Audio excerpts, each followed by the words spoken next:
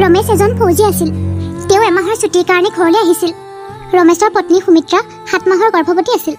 সুমিত্ৰা, চাবাচোন, আমাৰ ল'ৰাই হ'ব। মই মোৰ ল'ৰাটোক মোৰ নিচিনাকৈ ফৌজীয়ে বনাম। আপোনাৰ ল'ৰা হ'ব, আপোনাৰ যি মন যায় তাকে বনাব। কিন্তু যদি ছোৱালী হয় তেতিয়া? একো কথা নাই। ছোৱালী হ'লেও মই ছোৱালীজনীকো ল'ৰা নিচিনাকৈ পালিম আৰু তাইকো মই সৈনিক বনাম।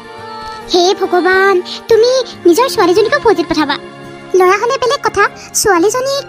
সুমিত্ৰা, ল'ৰাই হওক বা ছোৱালীয়ে হওক, যিয়ে নহওক, মই তাকেই মই দেশৰ সেৱাৰ কাৰণে লগাই দিম। তেতিয়া ৰমেশলৈ বৰ্ডাৰৰ পৰা ফোন আহিল। কোনে ফোন কৰিলে আকৌ? ৰবাচোন দেই। Hello' sir. ছাৰ ভালে আছে? হয় আছোঁ বাৰু। তোমাৰ ছুটিটো কেঞ্চেল হৈছে। কি? কিবা হৈছে নেকি ছাৰ? বৰ্ডাৰত শত্ৰুৱে আক্ৰমণ কৰিছে। তুমি যিমান পাৰা সোনকালে তাৰ পৰা ওলাই আহা। হ'ব ছাৰ। কি হ'লনো? সুমিত্ৰা, মই এতিয়াই যাবগৈ লাগিব বৰ্ডাৰ। কিয়? তুমি কালি দেখোন আহিছিলাহে। কি কৰিবা, বৰ্ডাৰত শত্ৰুৱে বোলে আক্ৰমণ কৰিছে। আমাৰ যিমানকেইটাকে ছুটি দিছিলে গোটেইকেইটাকে মাতি পঠিয়াইছে। তুমি তোমাৰ ধ্যান ৰাখিবা। মোৰ আজি বহুত বেয়া লাগিছে। এইখিনি সময়ত যে মই তোমাক এৰি থৈ যাবলৈ ওলাইছো। তুমি চিন্তা নকৰিবা, মা দেউতা আছে নহয়। ৰমেশ, তই যাবিগৈ?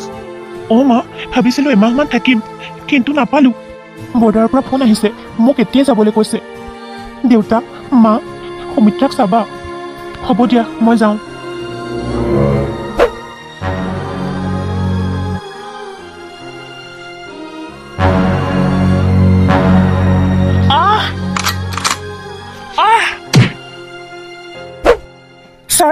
ছাৰ, সকলোবোৰ শেষ হৈ গ'ল। উগ্ৰপন্থী 3জনকে মাৰি নিজেও শ্বহীদ হৈ গ'ল। জয় হিন্দ। ছাৰ, মোক কালিয়ে কৈছিলে কিমান দিনৰ মূৰত ঘৰলৈ গৈছিলে আৰু এদিনো থাকিবলৈ নাপালে, গুচি আহিব লগা হ'ল। আৰু ইয়ালৈ আহিয়ে ছাৰ উগ্ৰপন্থীৰ হাতত শ্বহীদ হ'বলগীয়া হ'ল। ছাৰৰ ৱাইফে গম পালে কম কান্দিবনে, কম দুখ পাবনে? ইফালে তেখেত 7 মাহৰ নে 8 মাহৰ গৰ্ভৱতী। হে ভগৱান, কি কৰিলা তুমি এয়া? ছাৰ, এখেতে ফোন কৰাৰ কথা আছিল, কিয় ফোন কৰা নাই? যুদ্ধ হোৱাৰো কথা আছিলে, কি হৈছে বা? চিন্তাই লাগিছে নহয় মোৰ। দিনটোত মানুহজনৰ মাতটো শুনিবলৈ নাপালে মনটো খুব বেয়া লাগে। ফোন কৰিছো এখেতে। হেল্ল'। মানে আপোনাৰ হাজবেণ্ড দেশৰ কাৰণে শ্বহীদ হৈছে। আমি 3-4 দিনৰ ভিতৰতে ডেড বডি লৈ গৈ আছো। ৰমেশ, তুমি কি কৰিলা ৰমেশ? তুমি মোক এনেকুৱা অৱস্থাত কিয় এৰি থৈ গলা? তুমি মোক কথা দিছিলা আৰু মোৰ কথা ৰাখিব নোৱাৰিলা তুমি।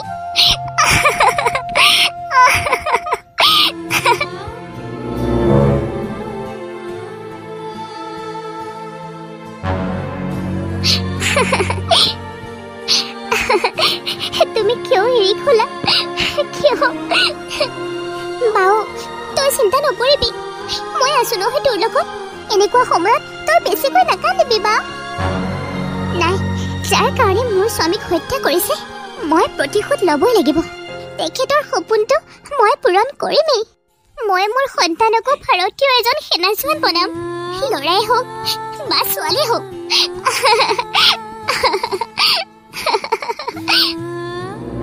গিৰিয়েক ঢুকোৱাৰ পাছত সুমিত্ৰা নিজে চলিবলৈ আৰু শাহুৱেককো চলাবলৈ এখন হস্পিটেলতে চাফাই কৰা কাম কৰিবলৈ ল'লে।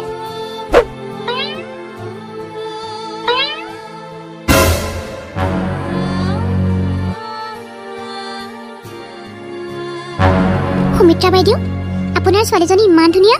আজিৰ পৰা আমি মাহী হৈ গ'লো আৰু আমি মিঠাই আনিব দিওঁগৈ আৰু। এই নাম কি হ'ব জানা? কি বাইদেউ? প্ৰেৰণা। ধুনীয়া নাম সুমিত্ৰা বাইদেউ। হ'ব দিয়ক, মই মিঠাই আনি বাকীবোৰ নাৰ্ছকো বিলাওহি। নাই নাই নাই নাই নাই, মনে মনে থাকিব মোৰ সোণজনীয়ে। ৰমেশ, তুমি যদি আজি থকা হ'লে কিমান ভাল লাগিল হয়। মই অকলে অকলে আৰু কিমান সংগ্ৰাম কৰিম। তুমি চিন্তা নকৰিবা, মই তোমাৰ শেষ ইচ্ছা পূৰণ কৰিমেই। যিমান বাধা নাহিলেও মই কেতিয়াও থমকি নৰওঁ। হে ভগৱান, আমাৰ ভাগ্যখনেই বেয়া। ছোৱালী জন্ম হ'ল, আমি ল'ৰা এটাহে বিচাৰিছিলো। যিজনী জন্ম হৈছে সেইজনী চাগে মাকৰ নিচিনাকৈ হস্পিটেলত আৰু দিব, চাফা কৰিব। মা, দেউতা, আপোনালোকে কিয় তেনেকৈ কৈছে? প্ৰেৰণা এতিয়া জন্ম হৈছেহে। এই নৱজাতকটিৰ কথানো আপোনালোকে এনেকৈ ক'বলৈ মন গৈছেনে? আপোনাৰ পুতেকে কি বিচাৰিছে জানে? যে তেওঁৰ সন্তান ল'ৰাই হওক বা ছোৱালীয়ে হওক, তেওঁৰ নিচিনাকৈ সৈনিক হ'ব।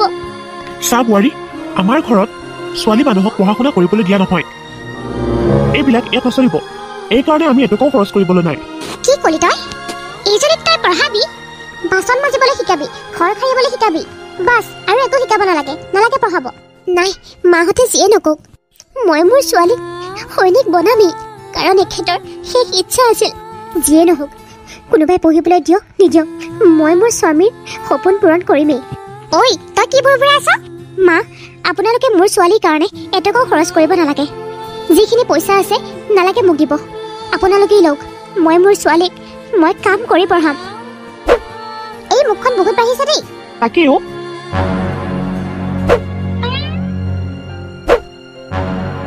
সুমিত্ৰাই জীয়েকক সদায় হস্পিটেললৈ লৈ যায় আৰু তাইক তাতেই খুৱাই সকলোবোৰ কাম কৰে। লাহে লাহে প্ৰেৰণা 4 বছৰত ভৰি দিলে। তাই হস্পিটেলতে ডাঙৰ হ'বলৈ ধৰিলে আৰু হস্পিটেলত প্ৰেৰণাই ডক্টৰ আৰু নাৰ্ছৰ লগতে খেলি থাকে। আৰু হস্পিটেলৰ নাৰ্ছকেইজনীয়েও প্ৰেৰণাক বহুত মৰম কৰে আৰু হস্পিটেলতেই নাৰ্ছকেইজনীয়ে প্ৰেৰণাক পঢ়াবলৈ লয়। আহাচোন প্ৰেৰণা। মাহী, বাহ, মাহী কৈছে দেই। আমাৰ চুনু মুনুজনী। কোৱাচোন, ক মানে কমলা, ক মানে কমলা, খ মানে হৰম, খ মানে হৰম। প্ৰেৰণা মা, ব'লা কিবা এটা খাই লোৱা গৈ।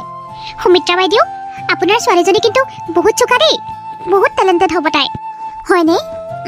তাইক যি পঢ়াওঁ তাইৰ লগতে মনত ৰাখে। তুমি এটা কাম কৰা, আপুনি এটা কাম কৰক, তাইক আপুনি এখন ভাল স্কুলত এডমিশ্যন কৰাই দিয়ক। সৰুৰ পৰা দিলেহে তাই ভাল হ'ব। ময়ো ভাবি আছোঁ তাকে দিব লাগিব দিয়া। হ'ব বাৰু, মই যাওঁ। ঠিক আছে, যোৱা। ব'লা মা। সিহঁতৰ গাঁৱত কাৰেণ্টৰ ব্যৱস্থা নথকাৰ কাৰণে প্ৰেৰণাই ৰাতি হ'লে সদায় মমবাতি জ্বলাই পঢ়ে। পঢ়াৰ কাৰণে ককা আইতাকে তাইক বহুত বাধা প্ৰদান কৰিছিল যদিও তাই ককা আইতাকৰ কথা মনা নাছিল, কাৰণ তাই পঢ়িবলৈ বহুত আগ্ৰহী আছিল।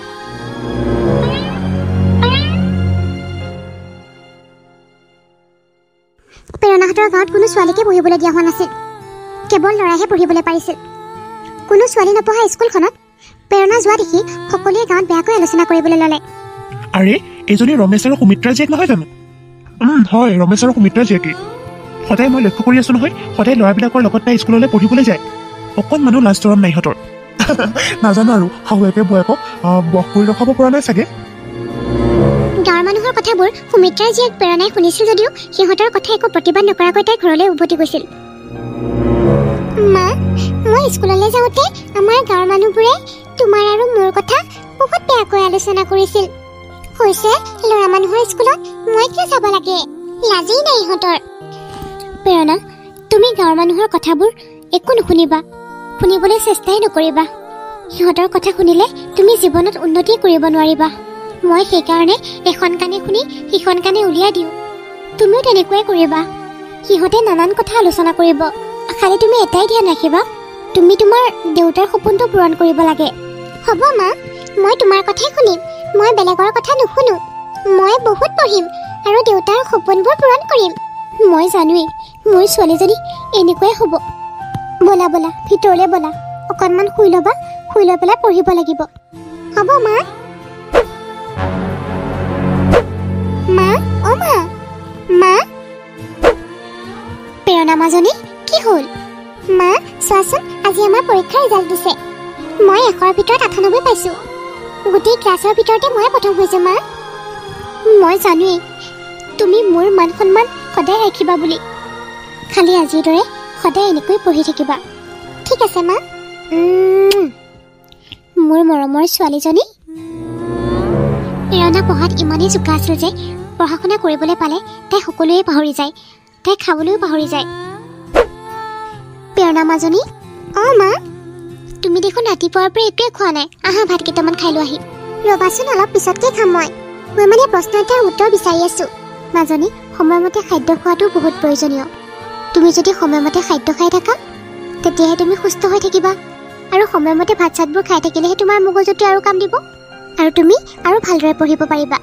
নাখালে আকৌ কি হ'ব, বেমাৰত পৰি যাবা। ৰ'বা, মই তোমাক আনি খুৱাই দিম। জীয়াৰক ইমান মূৰৰ ওপৰত উঠাই ল'ব নালাগে। তাই বেলেগ এখন ঘৰলৈ বিয়া হৈ যাবই লাগিব। গতিকে কাম বনবোৰ ভালদৰে শিকা, সেইটোহে তাইৰ কাম আহিব। এনেই পঢ়াই শুনাই একো লাভ নাই। শাহুৰেকৰ কথা শুনি সুমিত্ৰাই একো উত্তৰে নিদিলে আৰু তাৰ পৰা মনে মনে গুচি গ'ল। এনেহে পঢ়াজনী ওলাইছে। হে প্ৰভু, তুমি মোৰ ছোৱালীজনীৰ ওপৰত সদায় এনেকৈ কৃপা কৰি থাকিবা। তাই যাতে বাপেকৰ ইচ্ছাটো পূৰণ কৰিব পাৰে। গাঁৱৰ মানুহৰ কথাবোৰ যাতে তাইৰ কোনো প্ৰভাৱ নপৰে। প্ৰভু, তুমি তাইৰ ওপৰত চকু দিবা। তাই যাতে পঢ়ি শুনি এজনী ভাৰতৰ সৈনিক হ'ব পাৰে। বহুত কষ্ট কৰিছো প্ৰভু, মই এতিয়া মোৰ কষ্টৰ ফল বিচাৰিছো। মোৰ কষ্টৰ ফল দিয়া প্ৰভু। তাই গৰ্ভত থাকোঁতেই তুমি বাপেকক লৈ গ'লা। মই কিমান সংগ্ৰাম কৰি তাইক পঢ়াইছো শুনাইছো, তথাপিও যদি তাই বাপেকৰ আশাটো পূৰণ কৰিব নোৱাৰে, মই বহুত দুখ পাম প্ৰভু, বহুত দুখ পাম। প্ৰেৰণা মাজনী, ক'ত আছা? অ' প্ৰেৰণা। মা, মই বিয়েটো চহৰতে কৰিম বুলি ভাবিছোঁ। ইয়াততো ক'তো সুবিধা নায়েই। নিশ্চয়, তুমি যাবা দিয়া। তাতেই তুমি এডমিশ্যনটো লৈ ল'বাগৈ। পইচাৰ চিন্তা নকৰিবা, মই দিম বাৰু। প্ৰেৰণা, তই ক'তো যাব নোৱাৰ। যদি যাওঁ তই এইখন ঘৰৰ পৰা বিয়া হৈহে যাব পাৰিবি। তই চহৰলৈ পঢ়িবলৈ যাব নোৱাৰ। অঁ, তাইক সোনকালে ঘৰৰ পৰা উলিয়াই দে, নহ'লে নিজৰ পচন্দৰ মতে উৰি যাবগৈ। প্ৰেৰণা চহৰলৈ যাব আৰু তাই আৰু পঢ়িব। মই থকা অৱস্থাত মোৰ ছোৱালীজনীক নপঢ়িবলৈ কোনো যাতে বাধা আৰোপ নকৰে। তই ইমান পইচা ক'ত পাবি হা? মই আৰু কষ্ট কৰিম, কিন্তু মোৰ ছোৱালীজনীক মই পঢ়ামেই। সুমিত্ৰাই যিখন হস্পিটেলত কাম কৰিছিল, সেইখন হস্পিটেলতে ডক্টৰ আৰু নাৰ্ছক সহায় বিচাৰিলে। তই চিন্তা নকৰিবি সুমিত্ৰা, তোক আমি সহায় কৰিম। অঁ বাইদেউ, আমি আপোনাক সহায় কৰিম। আপুনি চিন্তা নকৰিব। আপুনি প্ৰেৰণাক চহৰত নাম লগাই দিয়ক। ময়ো সহায় কৰিম বাইদেউ। আজিৰ পৰা তোৰ দৰমহাটো 10,000 কৰি দিম। ধন্যবাদ ছাৰ, বহুত বহুত ধন্যবাদ। পূজা, পিংকি, তোমালোককো ধন্যবাদ। হ'ব দিয়ক বাইদেউ, আপুনি আমাক ক্ষমা খুজি লাজ নিদিব। প্ৰেৰণা ইয়াতে ডাঙৰ হোৱা, তাইৰ কাৰণে কিবা এটা কৰিবলৈ পালে আমাৰহে ভাল লাগিব।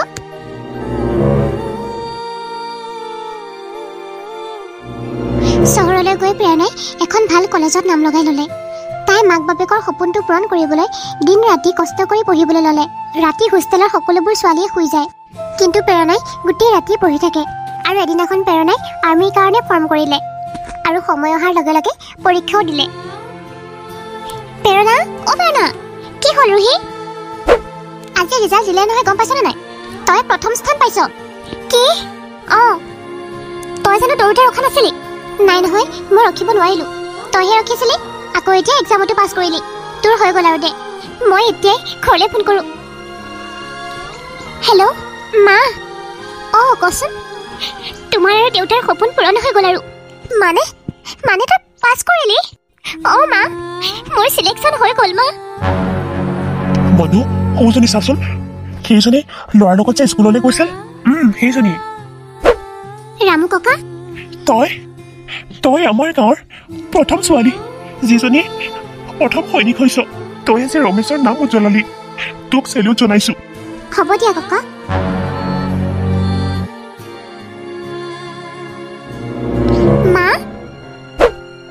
মা, তোমাক চেলিউট জনাইছো।